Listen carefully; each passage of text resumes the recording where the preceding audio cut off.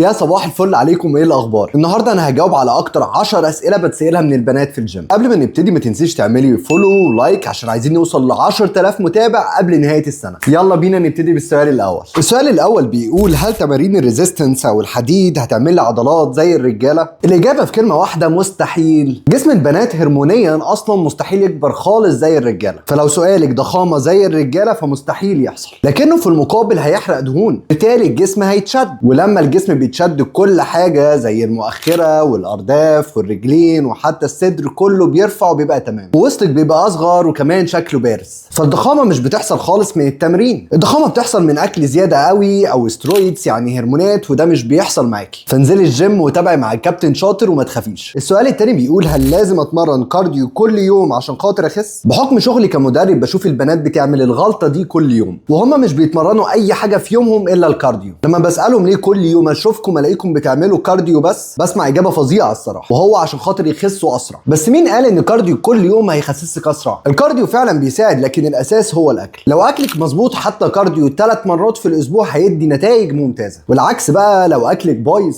حتى لو عملت كارديو كل يوم لمده ساعتين برضه مش هيبقى فيه فايده. فالدايت ثم الدايت ثم الدايت. السؤال الثالث معانا بيقول: اتمرن كم مره في الاسبوع؟ الحقيقه النوعيه دي من الاسئله عندي بيكون ليها رد واحد بس، وهو على حسب هدفك، لان مفيش حاجه واحده خالص تنفع للكل، لان كلنا مختلفين واهدافنا مختلفه، فاللي عايزه تخس واللي عايزه تتخن وهكذا. فخليني كده اقول لك المتوسط. لو عايزه تخسي وجسمك يشد فمن 3 ل 4 مرات في الاسبوع كفايه جدا، ولو عايزه نتائج اسرع ف4 ل 5 مرات في الاسبوع. وافتكري دايما ان الاهم من عدد المرات ان تمرينك يكون متكامل، واللي اقصده متكامل ان يكون فيه كل حاجه انت محتاجاها. وعشان خاطر كده خليكي دايما مع مدرب شاطر فاهم احتياجاتك وبيصمم لك البرنامج بتاعك على الاساس ده. السؤال الرابع معانا بيقول: هل ينفع اكل قبل التمرين؟ طبعا لازم تاكلي قبل التمرين، بس تكون وجبه خفيفه كده قبل التمرين بساعتين. زي ايه مثلا الوجبات الخفيفه؟ يعني مثلا موزه ومعلقه زبده فول سوداني، او توست وبيضه، ممكن كمان زبادي بالعسل. وحتى لو دخلت التمرين من غير اكل برضه مفيش مشكله، طالما مش بتحس بدوخه وارهاق خلال التمرين. لكن زي ما قلنا يستحسن وجبه خفيفه قبل التمرين بساعتين. السؤال الخامس معانا: ليه وزني على الميزان دايما ثابت رغم اني محافظه على التمرين بتاعي؟ السؤال ده حلو جدا. ببساطه لان جسمك مش بيخس كل يوم، ده نظام بيحتاج اسابيع وشهور، ساعات بتبقي ماشي على الدايت بحذافير، لكن جسمك بيحبس ميه او وقت البريود او وقت تمرين حديد شديد مزود عندك تخزين الجلايكوجين. عشان خاطر كده بنقول الميزان مش ادق حاجه بنقيس عليها النتائج. في حاجات تانية زي الميجرمنتس او المقاسات والصور، دول بيكونوا اهم بكتير جدا من الميزان.